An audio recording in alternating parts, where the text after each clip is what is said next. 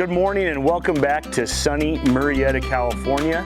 I'm RJ with Premier Pools and Spas, and we're here in our mini access project again. Since we were here last, the shotcrete has been finished and cured, or at least started to cure. We've also poured what's called poured in place or cantilevered concrete coping. A couple things that we'll talk about with this. You'll see the plastic slip cover underneath. That allows for a little bit of movement. That way it minimizes some of the cracking. Some of the other things we do to minimize cracking are these score lines. You'll notice them every 2 feet or so. Every once in a while you'll see somebody's picture with the score lines every 6, 8, or almost nowhere. Those will look great on your Instagram for about a month or two, and then after that they'll start to crack and it starts to look bad. So we want to minimize those things and make it last long term. The other thing I like about poured in place or cantilevered concrete as opposed to like a monolithic single pour is that you get a cold joint between your 2 pieces of concrete. This allows this concrete over here to move and this concrete over here to move independent of each other.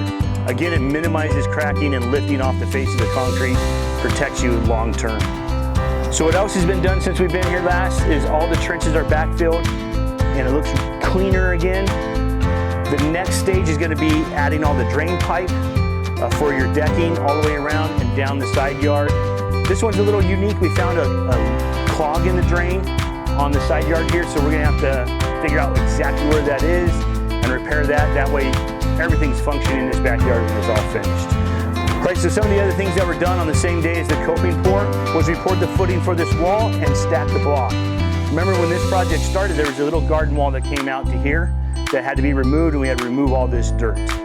We removed the dirt to the fence, but we left the wall a little bit away. That way you can repair the fence post later on. Also, you'll see there's a gap between here. The backside of this wall needs to be waterproofed. We need to add some gravel and some drainage so that it doesn't cause a problem in the heavy rains.